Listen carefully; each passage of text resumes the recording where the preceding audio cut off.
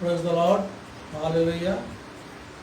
हम खुदावन का शुक्र करते हैं आज के इस वक्त के लिए जो उन्होंने मुझे और आपको दिया, सैटरडे का दिन।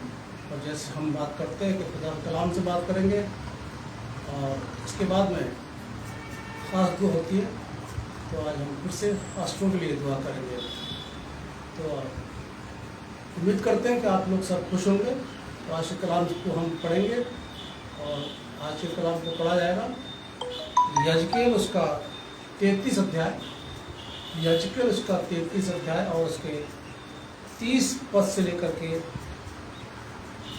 33 पद तक जिससे आपके सामने पढ़ेंगे। यजकेल 33, 30 से 33।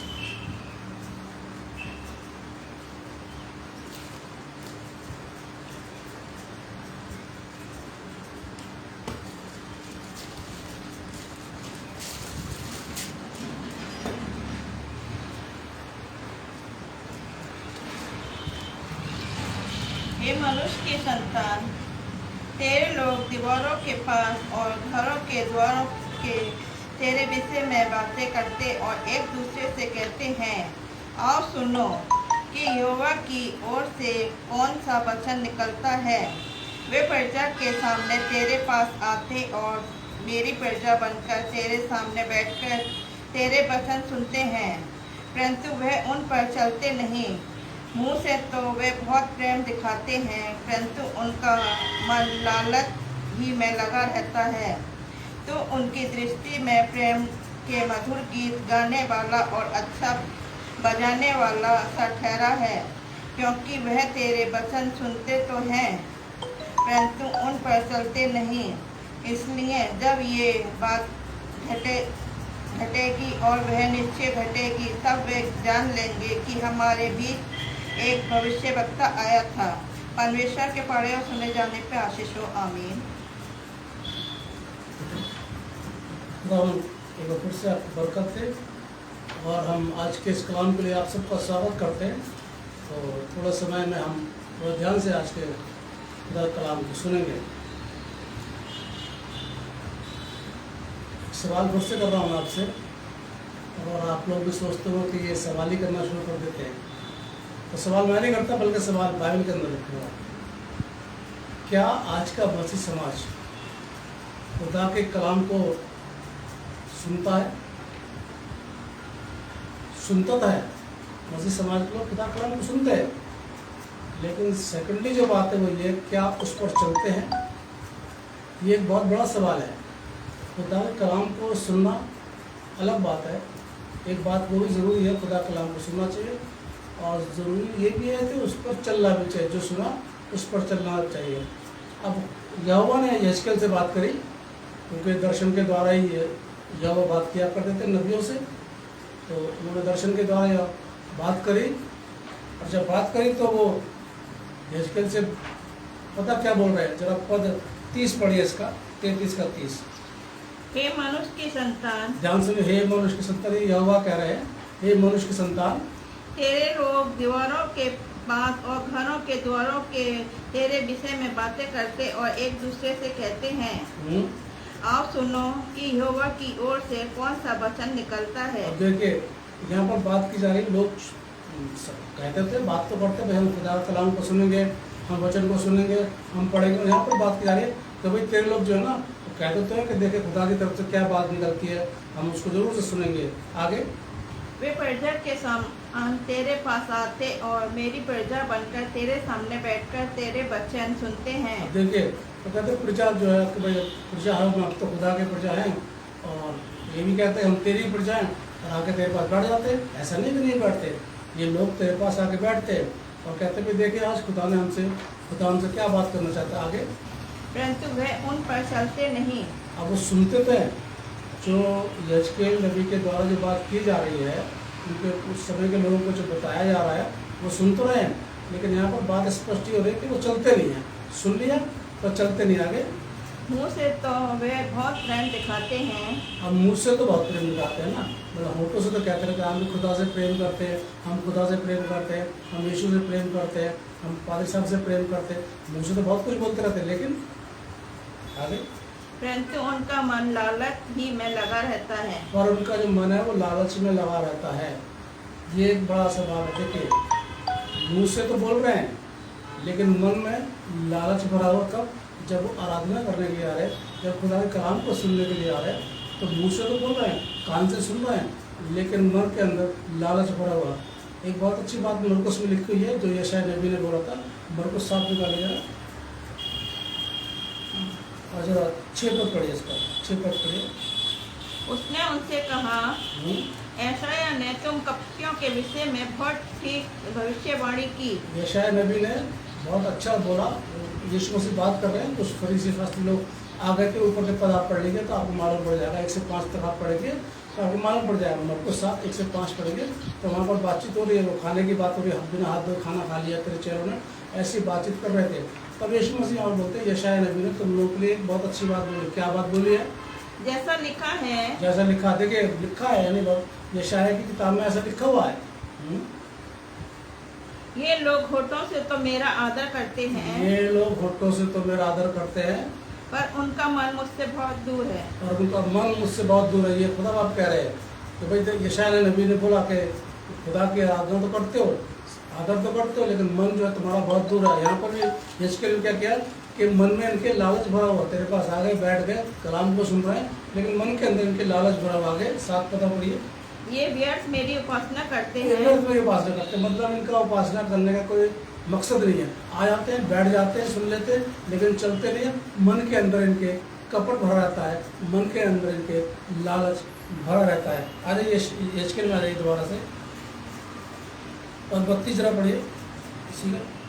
तो उनकी दृष्टि में प्रेम के मधुर गीत गाने वाला और अच्छा बजाने वाला सा ठहरा है। बस अब खुदा कह रहे हैं कि तेरे पास जो लोग आते हैं ना, जिनके अंदर मन में लालच भरा रहता है, सुन तो लेते हैं, लेकिन कोई इस बार अच्छा गा रहा है, अच्छा बजा रहा है, बस इससे ज़्यादा वो तेरे को ज़्यादा महत्व नहीं देते, तो खुदा की बातों को ज़्यादा महत्व नहीं देते। अरे बहुत अच्छा बजाया है इसके लिए, बहुत अच्छा गाया है इसके लिए, बस यही उनके मन में रहता है। बाकी कलाम को सुनने के बाद वो उस पर चलते नहीं हैं। अब देखिए याकूब ने भी एक बहुत अच्छी बात बोली, निकाली याकूब, उसका पहला अध्याय निकालिए, याकूब का पहला अध्याय, और देखिए 22 पद पढ़िए जरा, याकूब पहला 22।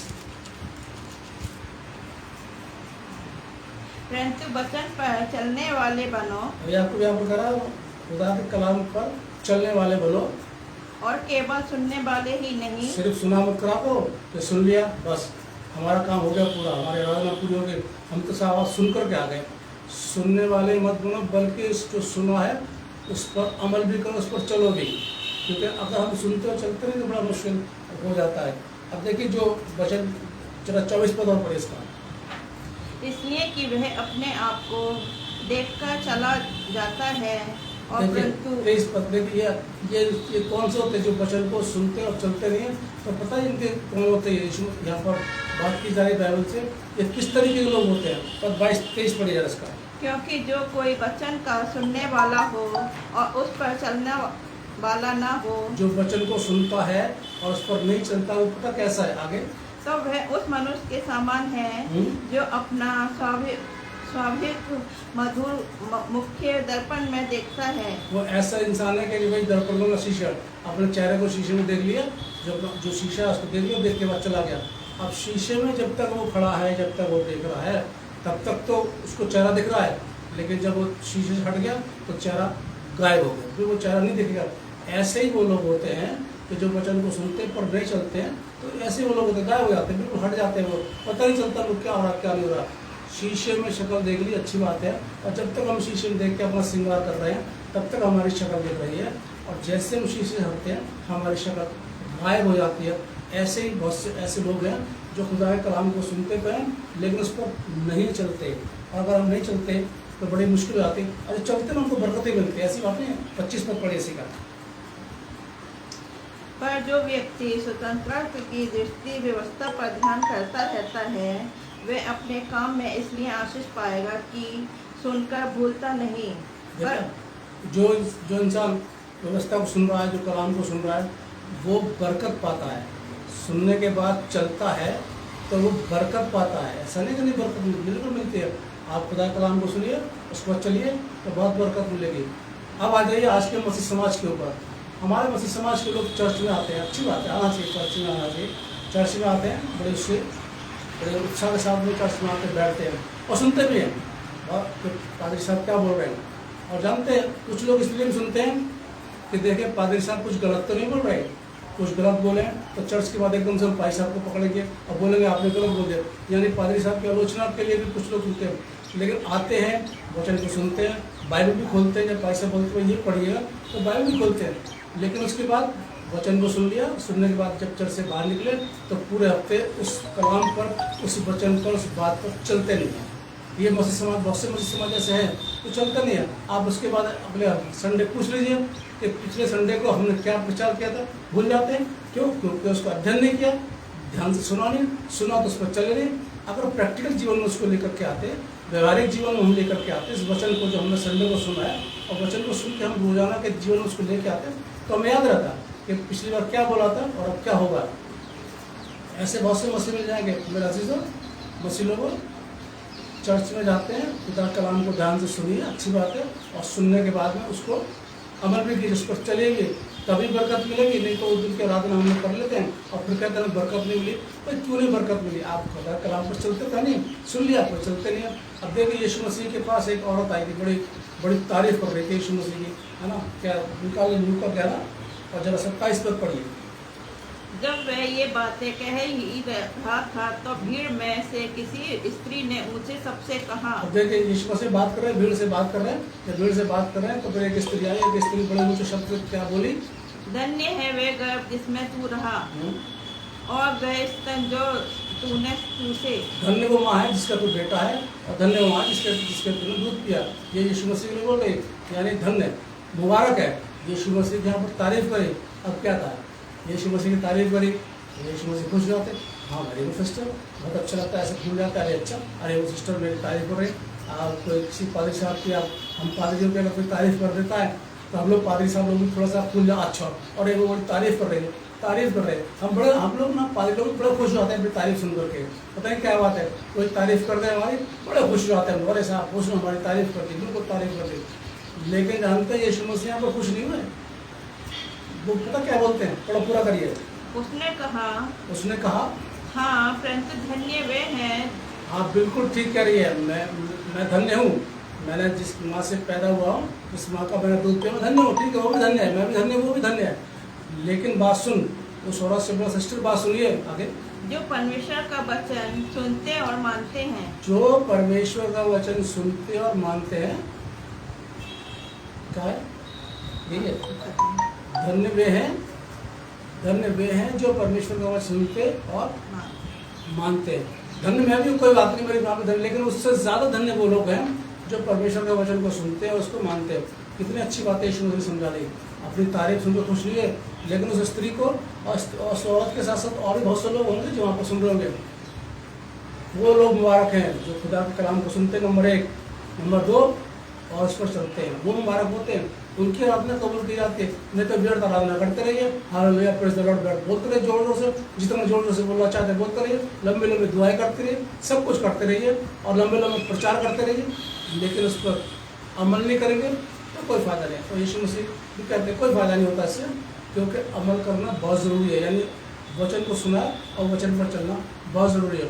अब मसीह समाज के लोगों ये फैसला आप लोगों ने करना है कि आप लोग किस कैटेगरी में आते हैं।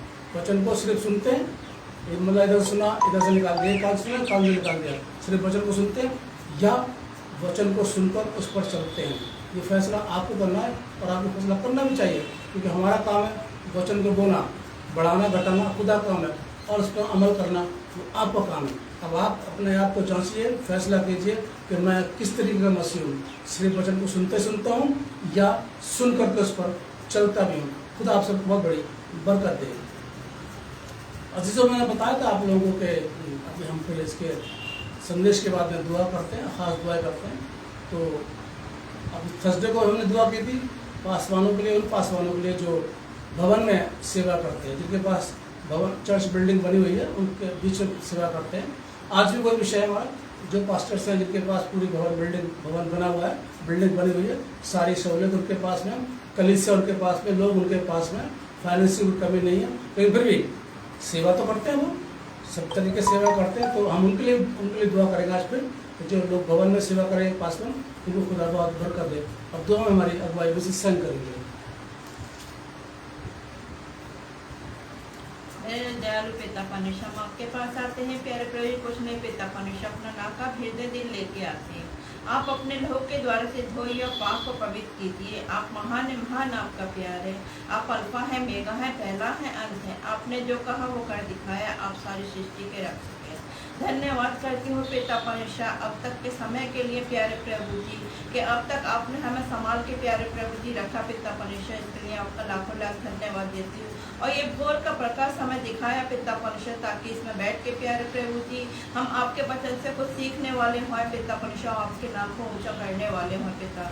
और प्यारे प्रभु जी प्रार्थना करती हूँ पिता परमेश्वर, हर एक लोगों के लिए पिता परमेश्वर, और जाने में पिता परमेश्वर कोई गलतियाँ करते हैं पिता परमेश्वर, तो आप उन्हें क्षमा करें पिता परमेश्वर। और प्रार्थना पिता परमेश्वर हर एक पासवान के लिए पिता परमेश्वर, जिनके पास प्यारे प्रभु जी भवन है पिता परमेश्वर, और वो अपनी कलीसिया को संभालते हैं पिता परमेश्वर, लेकिन प्यारे प्रभु जी जाने अनजाने में पिता परमेश्वर अगर उनसे भूल चूक कोई हो जाती है पिता परमेश्वर, तो आप उनको पिता प्यारे प्रभु जी अपने वचन के मुताबिक उनको समझाएं पिता परमेश्वर, और उनके घुटने टखनों में पिता परमेश्वर इतना बल दें पिता परमेश्वर, कि आपकी भेड़ पिता परमेश्वर अगर तितर बितर होती है पिता परमेश्वर, तो उस गले में प्यारे प्रभु जी पिता परमेश्वर जो प्यारे प्रभु जी आपने उनको दिया है पिता परमेश्वर, उस गले में फिर से शामिल करने योग्य है पिता परमेश्वर। और आप प्यारे प्रभु जी उनके बीच में ऐसा कार्य करें पिता परमेश्वर, जो आपके वचन से बहुत दूर है पिता परमेश्वर। हर एक नाम पर नाम पासवान के साथ भैया पिता परमेश्वर, ताकि आपको भेड़ों को प्यारे प्रभु जी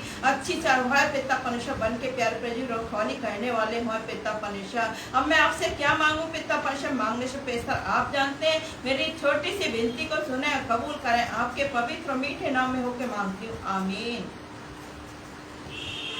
तो अजीजों, खुदावंद में आप लोग खुश रहें, और खुदा हमेशा आप लोग बरकत बच्चे। और आप लोग भी जो आपके पासवान हैं, जिस चर्च में आप जाते हैं, अपने पासवान के लिए आप जरूर दुआ कीजिए, क्योंकि आपके पादरी साहब आपके लिए दुआ करते हैं, आपके दुख सुख में काम आते हैं। तो आपका भी दायित्व बनता है कि आप भी अपने पादरी साहब के लिए दुआ कीजिए, और अपने पादरी साहब को पूरा ध्यान रखिए, और किसी तरीके से अपने पादरी साहब को गलत शब्दों का प्रयोग मत कीजिए, बल्कि उनका सहयोग कीजिए, चर्च के काम में सहयोग कीजिए। खुदा आपको बरकत दे, और खुदा ने ज़िंदगी दी तो अगली बार हम फिर मिलेंगे। तब तक के लिए खुदा हाफिज़, आमीन।